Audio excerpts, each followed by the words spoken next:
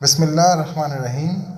حضرت ابو ہریرہ رضی اللہ عنہ سے روایت ہے، رسول اللہ صلی اللہ علیہ وسلم نے فرمایا کہ قیامت کے دن سب آدمی 3 قسموں اور 3 گروہوں میں اٹھائے جائیں گے۔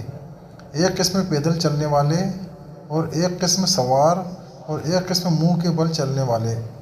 عرض کیا گیا، یا رسول اللہ، یہ تیسرے گروہ والے منہ کے بل کس طرح چل سکیں گے؟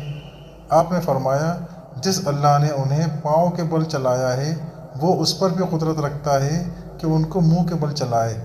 معلوم ہونا چاہیے کہ یہ لوگ اپنے منہ کے ذریعے ہی زمین میں ہر ٹیلے اور ہر کانٹے سے بچیں گے۔